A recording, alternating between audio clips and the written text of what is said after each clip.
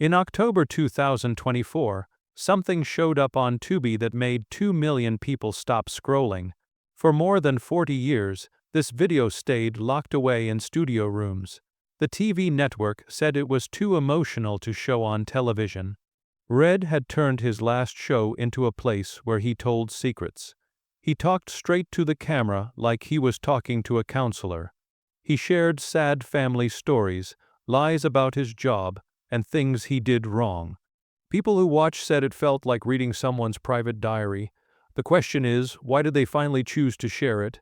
Red Skelton was born on July 18, 1913, in a tiny rundown house in Vincennes, Indiana, just 2 months after his dad died from a bad heart at age 37. His dad had been a funny clown in the Hagenbeck-Wallace circus, but the happiness he gave to other people never came to his own family.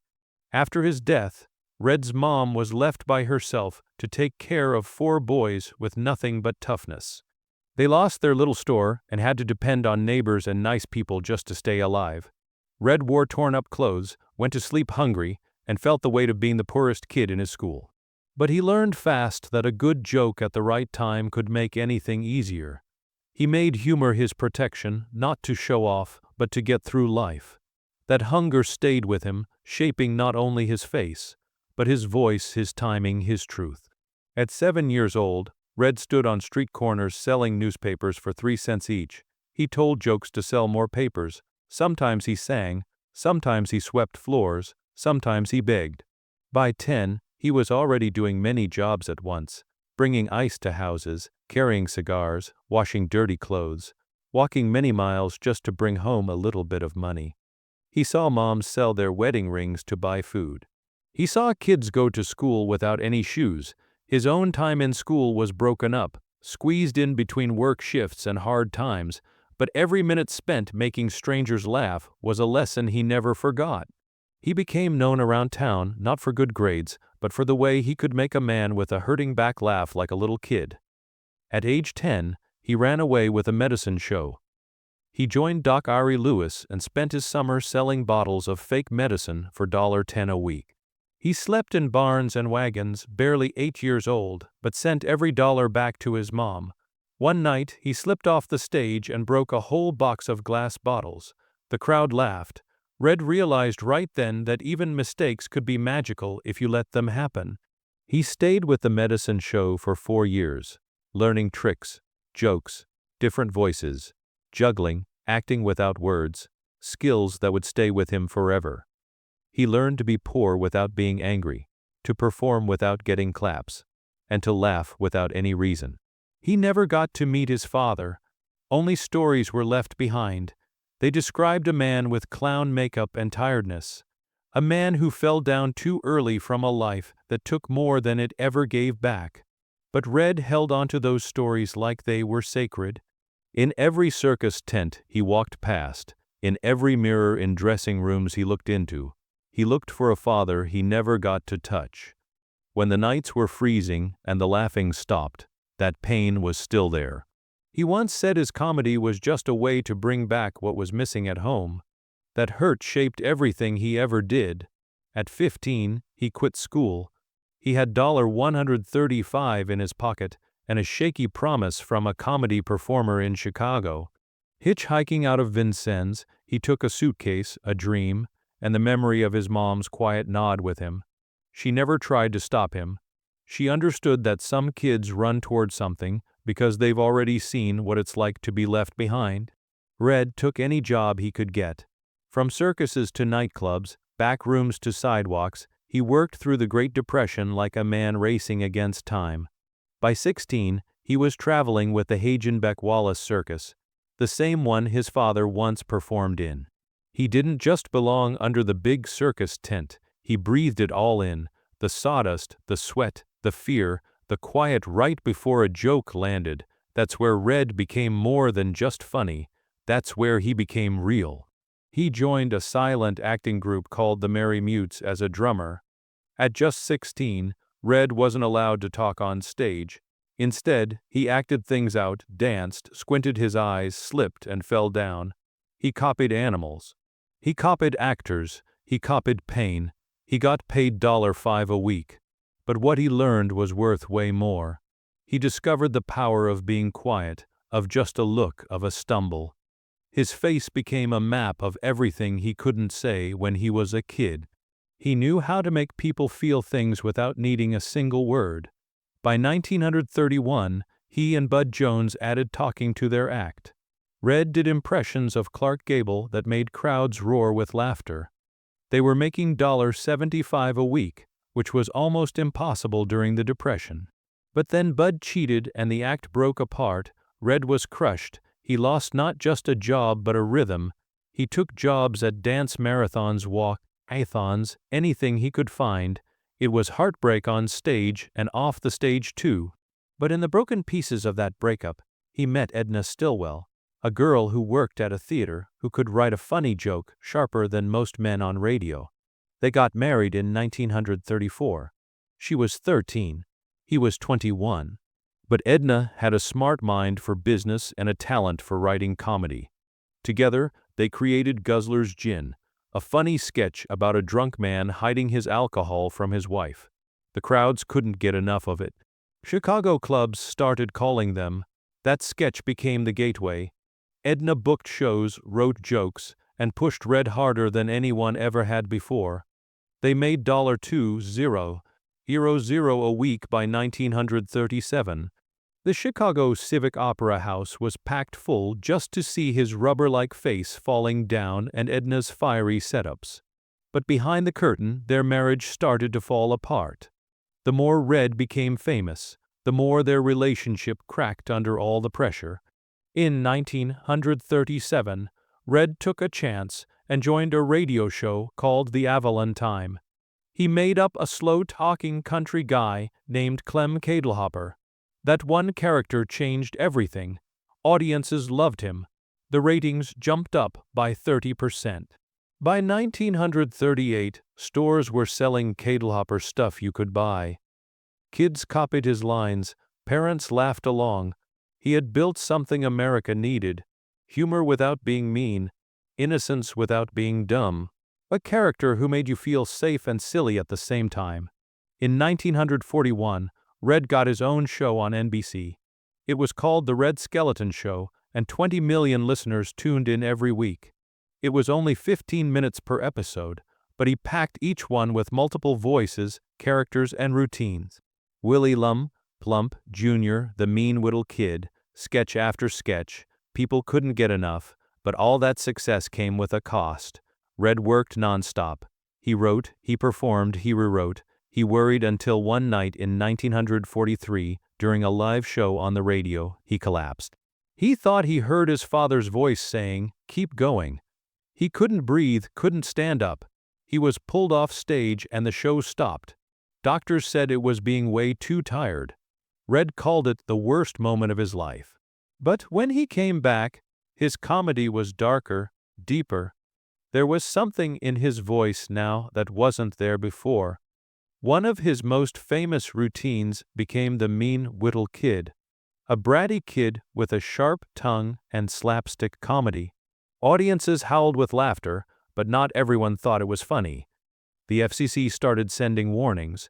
Parents complained it was too violent, too rude, but Red didn't care. He believed comedy should show the truth, even when it was messy, even when it made you uncomfortable. The controversy only made him more famous. Kids repeated the sketches, adults whispered complaints, but nobody turned off the radio. By 1944, Red was making $10.00 a week. That was movie star money. That was mansion money, but Red had a weakness: he gambled. One night in Las Vegas, he lost $50.00 in just one sitting.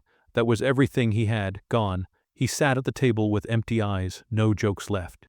Friends tried to help.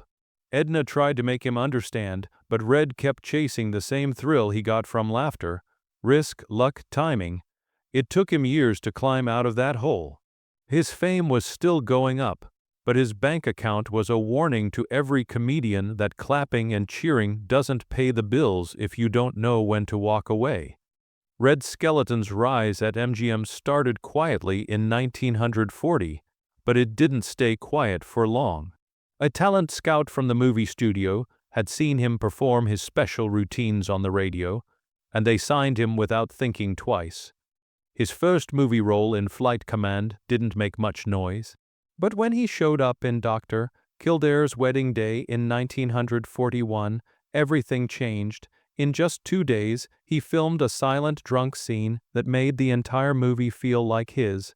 Lou, the actual star, later said Red stole the picture. The audiences didn't just laugh, they kept coming back. MGM saw it right away. They started putting him in anything they could, betting that even a weak script could work if Skelton was in it. He'd crossed from radio into movies. And within a year, he wasn't just surviving at MGM. He was one of the biggest names on their studio lot. By 1943, Red was given his own full comedy lead role in Whistling in Brooklyn, and the box office didn't hesitate. The film made $5 million back then, which would be over $40 million today. He played a detective who also loved baseball, and that mix of sports, mystery, and clowning felt like it had been made just for him. What audiences didn't know was that some of the funny gags used stop-motion effects, which were rare back in that time. A Disney worker had even been brought in to help him time the movements just right. The mix of Skelton's physical rhythm and these new visual tricks gave the film moments no one forgot. And just like that, Red wasn't only MGM clown, he was one of their most creative stars. But just a year later, while making Bathing Beauty in 1944, Skelton got news that changed him forever. His baby son Richard had leukemia. He told no one at the studio. On camera, he was the same old Red. Off camera, workers sometimes found him crying in corners by himself. He pushed through filming. The movie was a hit, but the sadness didn't leave him. Richard passed away in 1958 at just 9 years old. Red said it changed everything. His work became more thoughtful. He started focusing on charity. He began giving more attention to children's hospitals. The clown who made people laugh was carrying something deep behind those eyes, something that would never leave him. In 1948, The Fuller Brush Man came out and sold over 15 million tickets around the world. It should have been the peak of his movie career. His character, a clumsy but lovable door-to-door salesman, made people laugh so hard theaters had to replay scenes just to let the laughter calm down. But Red wasn't celebrating. MGM had him under a tight contract. They made him work through sickness, through grief, through everything. He said later they never gave him space to breathe. The laughter on screen was real, but behind it was someone being pushed past his limits. His personal pain was hidden behind ticket sales, deadlines, and contracts. By 1950, he was nominated for a Golden Globe for The Yellow Cab Man. It felt like recognition, but behind that was another battle. He wanted to write his own material, shape his own characters. MGM didn't want that. They wanted him to obey. In 1951, he refused to take a role. The studio suspended him. Newspapers wrote about it. This was a time when actors didn't fight studios, but Red did. He said he didn't want to be just a clown, he wanted respect as an artist. The stand he took marked a shift in how stars were treated. His name was big enough to challenge the system, and it worked. Then came television. On September 30th, 1951, the Red Skelton Show premiered to about 30 million viewers. That first night had everything: mime sketches, soldier jokes, live music. People couldn't believe it was all happening live. It was one of the first shows broadcast from one coast to the other using a new coaxial cable system. The next year, he won 2 Emmys. CBS tried to tone him down, saying his comedy was too visual, but the audience didn't care. The show became a weekly tradition. It wasn't just a show, it was an event. In 1952, a little character named Freddie the Freeloader appeared, a homeless man with a limp, a grin, and a heart. Red gave him warmth, said he was inspired by someone he met while down and out in Chicago. Freddie didn't speak much, but people loved him. They saw hope in him. By 1953, the character was more famous than some movie stars. Freddie proved that a homeless person with good timing could win over a nation that was used to polished comedy. But in 1957, Red's life cracked open. His wife, Edna, who was also his manager, confessed she'd been having a secret relationship with his producer. Red snapped. He punched a hotel wall, broke his hand, missed 2 episodes. The press turned it into a scandal. Fans were shocked. Red had always seemed like the family man. Within months, he remarried. But the damage was done. His image had shifted. The show dipped for a while, but didn't fall apart. The audience still wanted their weekly laugh, even if they knew the man behind it was hurting. In 1958, Red introduced another character, George Appleby, the henpecked husband. He got huge ratings, up to 40 million viewers some nights. George was a sad guy dealing with smog, nagging, and a world that didn't listen. It was all played for laughs, but underneath there was truth. Skelton's voice began to give out from years of smoking, so he leaned harder into acting without words, less talking, more doing. His physical comedy got sharper. It wasn't a weakness. It became the reason people watched. In 1962, he moved his show to CBS and won an Emmy for writing. He made fun of the suburbs, made fun of himself, made fun of the world. But the network wanted more edge, jokes about divorce, politics. Skelton resisted. He wasn't a rebel comic. He wanted laughs, not controversy, but he tried. His sketches began to walk a tighter line between silly and serious. That Emmy wasn't just a trophy. It marked a turn in his voice. He was still the clown, but now he had something to say. By 1965, he hit a peak. 50 million people watched each week. John Wayne came on to boost ratings. Skelton did Western spoofs, brought back old routines, but the audience wanted color TV. He resisted at first, thinking it was a gimmick. Eventually, he gave in. That same year, he aired a retrospective with Wayne and his most famous sketches. The scrapbook episode became one of his most watched. He was on top again, even as new comedians with louder voices were rising behind him. In 1969, CBS decided it was time to move on. Skelton's show was still doing well, but the network wanted to chase young culture. They replaced him with edgy variety shows. Red moved to NBC for one final season. His last show aired May 19, 1971. At the end, he said goodbye softly. The laughter faded, but not the love. That last broadcast wasn't just a goodbye to a show. It was the end of an era. 2 years later, in 1973, the IRS came calling. He owed $1.2 million in back taxes, bad investments, bad management. At age 60, he had to sell his Palm Springs home. He hit the road again, doing live shows in casinos to pay off the debt. He played to crowds who remembered the old days. The glamour was gone, but the work wasn't. His fight to stay afloat made headlines. Behind the painted smile, he was grinding. Then in 1976, he staged a comeback. NBC gave him a few specials under the title Funny Faces. He brought back Clem Katelhopper, updated the sketches. They sold well in syndication, pulling in $500,000 and helping him get back on his feet. The old routine still worked. The audience still laughed. Clem still had it. After his second wife, Georgia, died that same year, Red turned to painting. He made over 500 oil portraits, most of them of his characters. In 1980, he held an art show in Las Vegas. He sold 200 paintings for €50 each. The gallery was packed. It wasn't just about the money. Painting was how he grieved, how he stayed alive. People saw the same heart in his art that they had seen on their screens. But in 1981, things wobbled again. While headlining at the Riviera Hotel in Las Vegas, Red collapsed backstage after a show. He had started drinking again, nearly died that night. Friends were scared.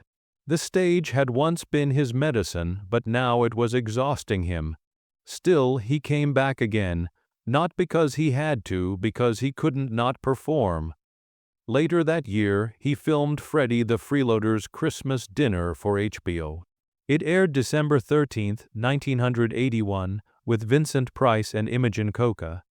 The story was simple. Freddie just wanted to share a meal with a friend. The special only cost €200,000 to make, but 5 million people watched.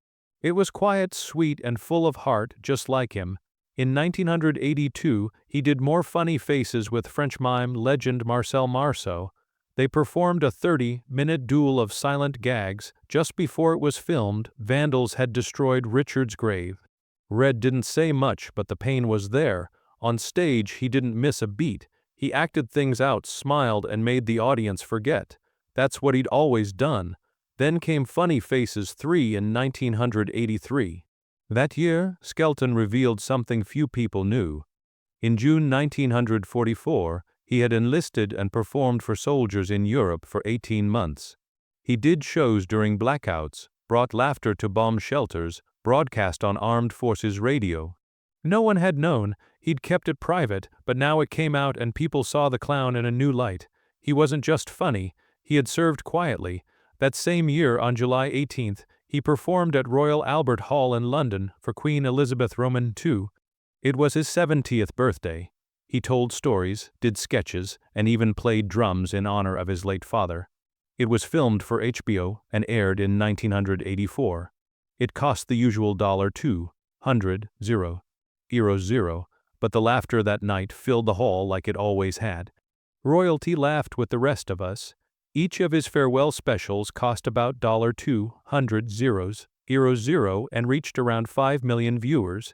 They were filmed in Toronto and aired on HBO. Simple productions, huge heart. Freddie the Freeloader's Christmas Dinner and a Royal Command performance stood out most.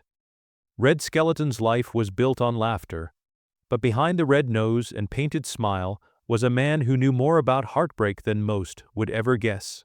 In 1957, when he divorced Edna Marie Stilwell, the headlines barely scratched the surface.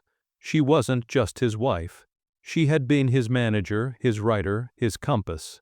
Their daughter Valentina was only 10 when she became the center of a storm neither parent could control. Edna accused Red of being distant. Red said Edna turned their daughter against him. The court chose Edna. Red cried in open court. Some days he showed up in clown makeup, trying to remind the world that he still existed as a father. It was written off as a publicity stunt, but it wasn't. It was the only way he knew how to speak through the noise. Just months later, in May 1958, his 9-year-old son, Richard, was diagnosed with leukemia. There was nothing doctors could do. Red and his wife, Georgia, stayed by his side at UCLA Medical Center as Richard's body got weaker. On May 10th, just days before his 10th birthday, the boy died. Red canceled his show. Johnny Carson took over his spot on TV. Off camera, Red stopped talking. By 1961, grief swallowed him whole. He tried to take his own life with sleeping pills. Doctors brought him back, but the part of him that danced freely never really returned. From that moment, he turned all his sorrow into purpose. He built the Red Skelton Classic Learning Center in 1963, trying to give other children what he had lost. In 1963, he married Lothian Toland. Whispers of betrayal followed them through the decade. In 1971, the marriage ended. Red was left alone again. Then came Georgia Davis in 1973, and for a moment, life warmed up. But cancer took her in 1976. He didn't issue a statement. He didn't appear in public. For almost 3 years, Red barely left his house. No stage, no spotlight, no punchline, just silence and shadow. On January 17, 1986, Red's car slammed into another vehicle in Palm Desert. He was 73 and his body broke in 12 places. His ribs cracked, his legs shattered. His face was bruised and swollen. He stayed in the hospital for weeks. Surgeries followed. He made jokes to the press, but privately he was afraid it was over. He couldn't walk for months. He couldn't work. He quietly slipped away from public life, not in bitterness but in quiet retreat. By 1990, doctors told him his lungs were failing. Chronic obstructive pulmonary disease. Too many cigarettes, too many decades. He quit on the spot. He said it was the hardest thing he ever did. In his final years, he painted obsessively, more than 50 pieces. He sold them, gave the money to children's hospitals, let the art speak where he couldn't. On September 17, 1997, Red Skelton died, but even then, he wasn't finished. In 1986, Lucille Ball stood before a crowd in Pasadena and handed Red the Governor's Award at the 38th Primetime Emmys. It had been 16 years since his show was canceled, but nobody had forgotten him. That same year, he received an honorary degree from Ball State University. In 1987, a Screen Actors Guild Award followed. His name was carved back into the conversation. A generation who'd grown up with him came rushing back. They remembered the voice, the face, the sadness behind the smile. By 1989, interest was rising again. 3 missing episodes of The Red Skelton Show were found. In 1990, 16 more were added to a VHS collection called The Lost Episodes. They came from private collectors' old station vaults, places no one had looked for decades. These weren't just reruns. They were moments people thought were lost forever. Red's routines, once grainy and silent, were now alive again. In 2013, over 200 hours of unaired kinescopes surfaced in Indiana. They weren't the kind of clips you'd expect. These were sketches censored in the 1950s, routines about racism and civil rights that never aired. Skelton had written them, fought for them, then stored them when networks said no. Decades later, they reappeared, showing the world a version of Red that didn't just juggle or mime, but questioned and pushed. These reels became part of the Edna and Red Skelton collection. They were raw, political, human. His art also refused to disappear. By 2020, paintings of Freddy the Freeloader were selling for as much as $1 million. The character he used to play on TV had become a fine art subject. Skelton started painting in the 1960s, and by the end of his life, he was said to have earned more from art than television. The Skelton estate donated over 1,000 works to museums. A $4 million gallery was built at the Red Skelton Museum. What once hung in his study now hung in exhibits. The man who painted to survive grief had somehow painted himself into legacy. In 2024, the Paley Center for Media revealed something else. A collection of outtakes and bloopers from his final TV episode in 1971. It aired on August 1st of that year, closing a 20-year run on CBS, but this unseen footage showed something more intimate. Behind-the-scenes laughter with Carol Burnett, missed lines, a crew cracking up, Red caught off guard in the middle of emotion. It was the kind of footage he never thought would air. It became the heart of upcoming retrospectives, and then came the most haunting release of all. In October 2024, Tubi streamed Red Skelton, the Farewell Specials Uncensored Edition. It drew more than 2 million viewers in its first week. These were clips from his 1981-1982 season. Most of it had never aired. One scene, a 45-minute version of Freddy the Freeloader's Christmas Dinner, revealed deleted material from Skelton's own tapes. It wasn't just acting. Red was crying. Monologues flowed where scripts had ended. He spoke to the camera like it was a confessional. He talked about his father, Joe Skelton, who died in 1912 under a circus tent just 1 month before Red was born. He talked about Richard Jr., gone in 1958. He said he never healed from that loss. Some viewers had to stop watching. It felt too personal, like opening someone's diary and hearing it speak.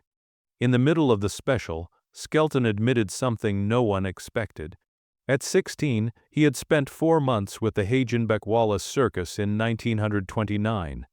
He confessed that he'd stolen scripts, clown routines, physical gags, the face blueprints. He memorized them line by line. He laughed through tears and said, "If I hadn't pinched those scripts, I'd still be selling soap on the streets." The footage was restored in 4K. Subtle face twitches, tiny hand movements in his pantomimes, all of it preserved. The restoration team worked for over a year. They cleaned each frame, stabilized each shot. What was once dusty and dim became clean, sharp, unforgettable. His shows landed in Tubi's top 10. Young people, many of whom had never heard his name, discovered what he could do with silence and a painted smile.